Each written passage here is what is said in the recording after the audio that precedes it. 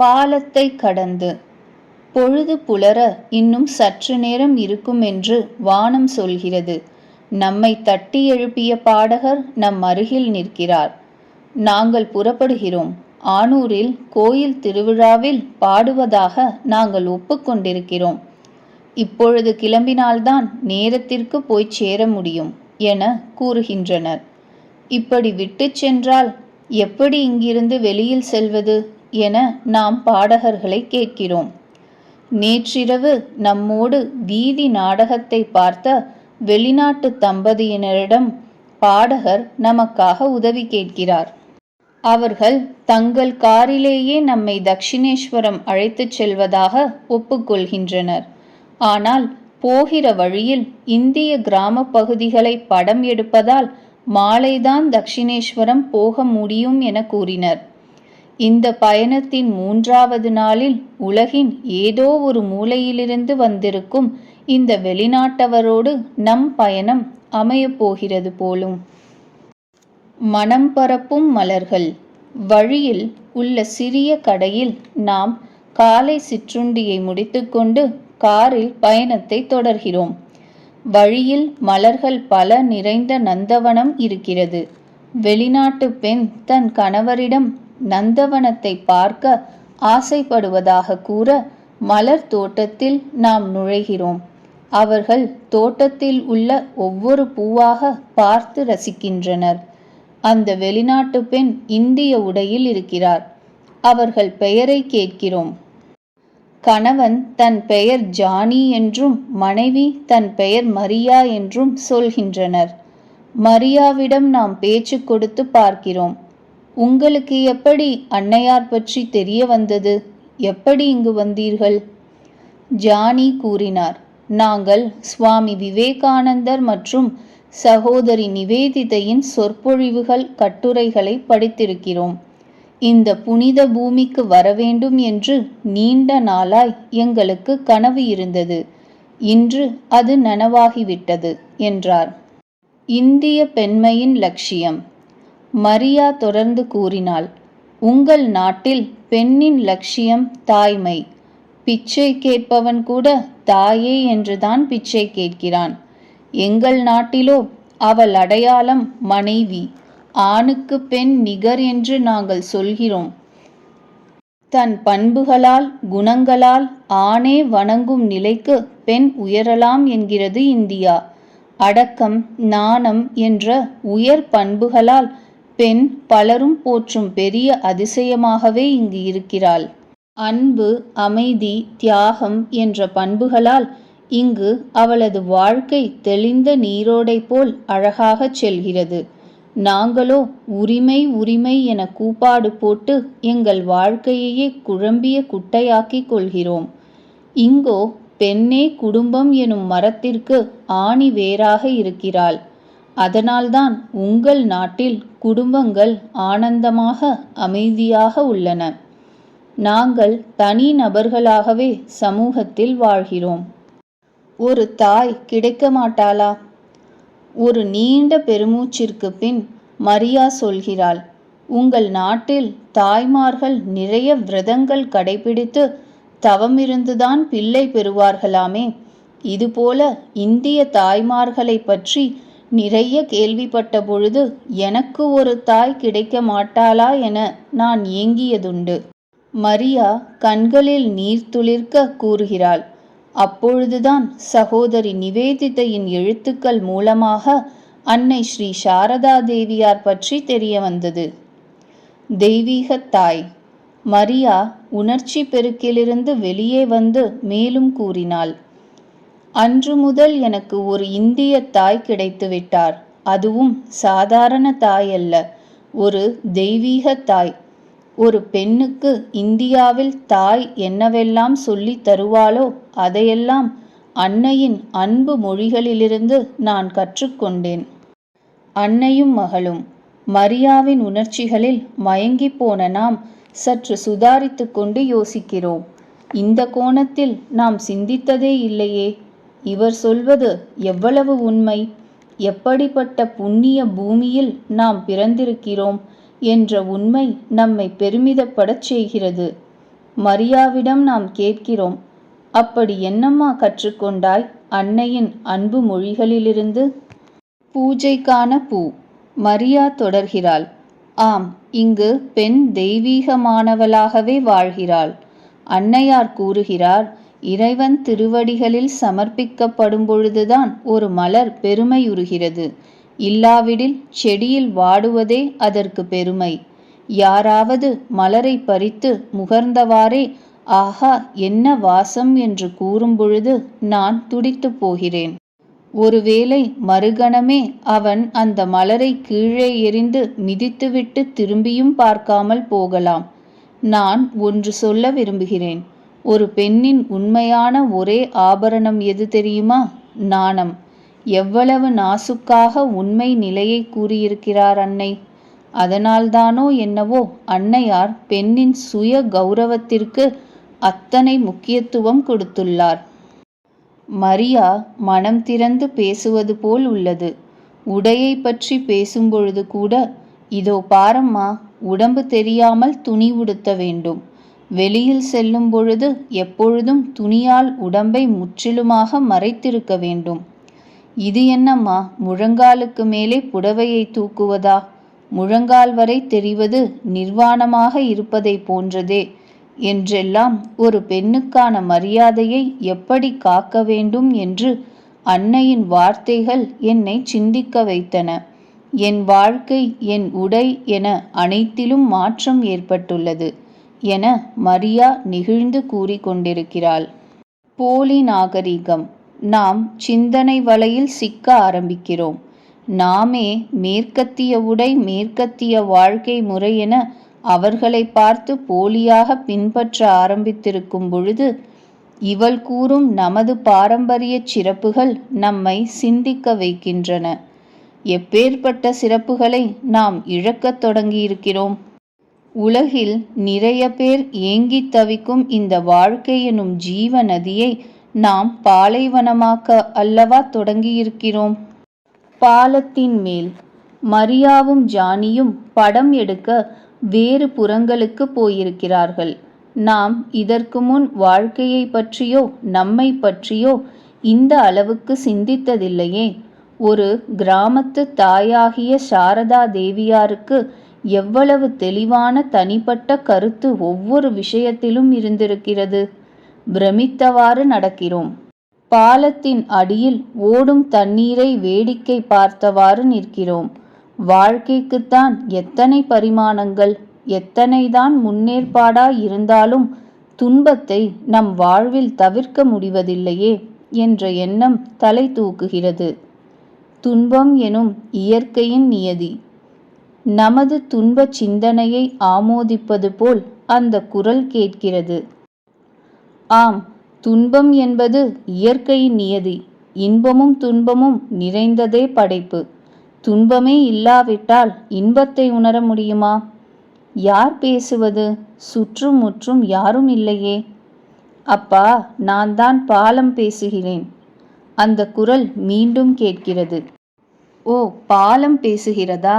என்னடா, பொருள் ஏதும் இன்னும் பேசவில்லையே என்று பார்த்தால் பாலம் பேசத் தொடங்கிவிட்டது. பாலம் கூறியது, அன்னை ஸ்ரீ சாரதாதேவி கூறும் ஒரு கதையை சொல்லட்டுமா? நாம் கதை கேட்க தயாராகிறோம். ராமரிடம் சீதை, அனைவரின் துன்பங்களையும் நீங்கள் நீக்கக்கூடாதா? நாட்டிலுள்ள எல்லோரும் மகிழ்ச்சியுடன் இருக்குமாறு செய்யுங்களேன். நீங்கள் மனம் வைத்தால் நடக்கும் என்றாள். அதற்கு ராமர், எல்லோரும் ஒரே சமயத்தில் மகிழ்ச்சியுடன் இருப்பது என்பது எப்படி சாத்தியமாகும் என்று கேட்டார். ஆனால் சீதை, நீங்கள் நினைத்தால் முடியும். யாருக்கு எது இல்லையோ அதை கொடுத்து விடுங்கள் என்று கூறினாள். ராமரும் சீதையின் இந்த கோரிக்கையை ஏற்றுக்கொண்டு அரசாங்க களஞ்சியத்தை அனைவருக்கும் திறந்துவிட்டார். மக்கள் அனைவரும் தங்கள் தேவைகளை கூறி வேண்டியதை பெற்று சுகமாக வாழ ஆரம்பித்தனர். அப்பொழுது ராமரின் மாயையால் ராமரும் சீதையும் வசித்து வந்த மாளிகையின் கூரை ஒழுக ஆரம்பித்தது. பழுது பார்க்க வேலையாட்களுக்கு சொல்லி அனுப்பினார்கள். ஆனால் வேலைக்கு யார் வருவார்கள்? வேலைக்கு ஆள் கிடைக்காமல் போகவே பல வேலைகள் நின்று போயின. ராமபிரானிடம் வந்து மக்கள் இதை தெரிவித்து முறையிட ஆரம்பித்தனர். வேறு வழி தோன்றாமல் சீத்தை, முன்பு போலவே செய்து விடுங்கள், அப்பொழுதுதான் வேலையாட்கள் கிடைப்பார்கள். ஒரே சமயத்தில் அனைவரும் மகிழ்ச்சியுடன் இருப்பது இயலாத காரியம் என்று கூறினாள். ராமரும் அப்படியே ஆகட்டும் என்றார். எல்லாம் முன்பு போலவே அமைந்தன. வேலையாட்கள் கிடைக்கத் தொடங்கினர். நன்றும் தீதும் பிறர் தர வாரா. நாம் அன்னையின் இந்த கதை கூறும் கருத்தை யோசித்து பார்க்கிறோம். உலகின் சமச்சீர் வாழ்க்கையின் ஒழுங்கு இந்த இன்ப துன்ப பின்னலில்தான் உள்ளது போலும். நாம் பாலத்திடம் எல்லாம் சரி, ஏன் இந்த துன்பம் வருகிறது என்று கேட்கிறோம். பாலம் கூறியது, அன்னை சொல்லுவார், எல்லாம் நமது வினை பயனால்தான் வருகிறது. நாம் என்றோ எய்த அம்பு இன்று நம்மை நோக்கி வருகிறது. எய்தது என்னவோ நாம்தான். ஆகா, நேற்றைய நம் வினைகள் நமது இன்றைய வாழ்வை தீர்மானிக்கிறது என்றால் நமது இன்றைய வினைகள் நாளையை தீர்மானிக்குமன்றோ? ஒவ்வொரு செயலையும் எவ்வளவு கவனமாக செய்ய வேண்டியுள்ளது என்று சிந்தித்து பார்க்கிறோம். வினை பயனை குறைக்க முடியுமா? எய்த அம்பு வந்துதானே தீரும். அதை எப்படி நிறுத்துவது? நாம் செய்த வினையின் பயனை அனுபவித்தே தீர வேண்டும் போலிருக்கிறதே என்று நாம் பாலத்தை கேட்கிறோம்.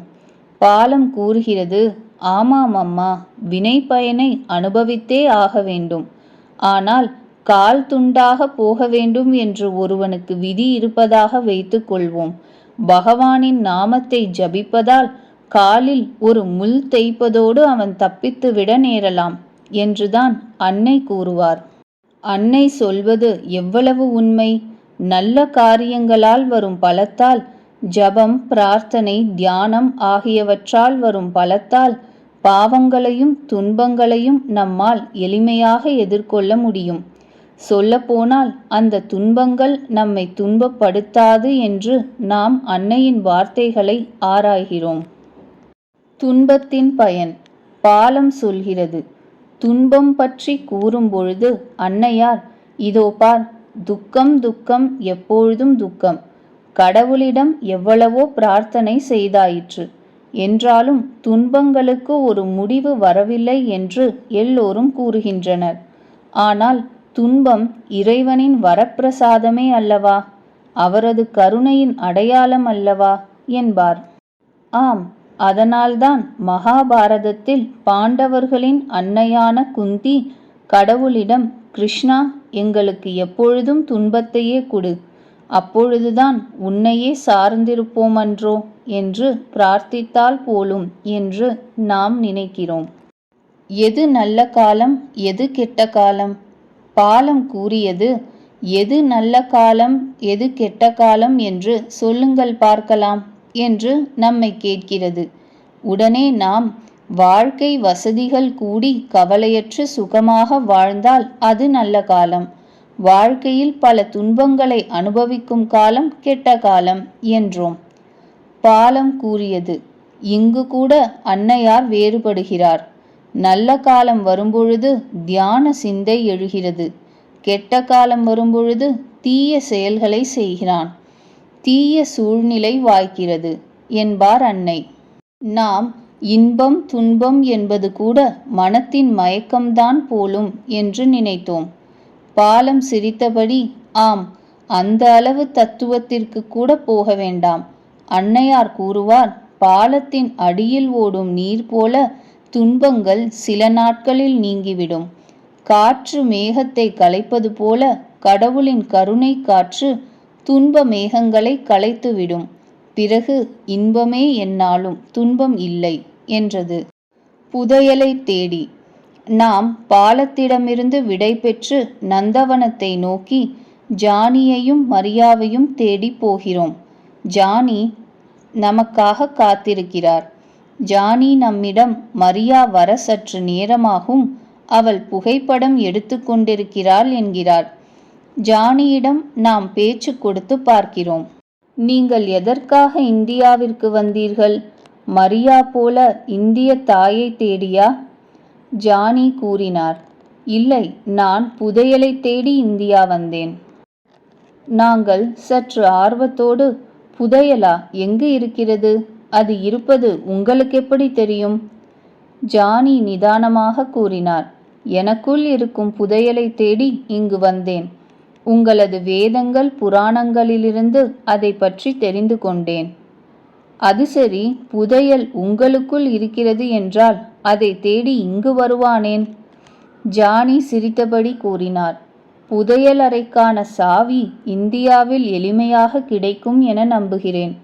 அதோ மரியா வந்துவிட்டாள். நாம் புறப்படலாம். புதிரான வேட்டையில் இந்த புதிய மனிதர்களோடு நம் பயணம் தொடர்கிறது. புதையல் கிடைக்குமா? புதிர் விடுபடுமா? பொறுத்திருந்து பார்ப்போம்.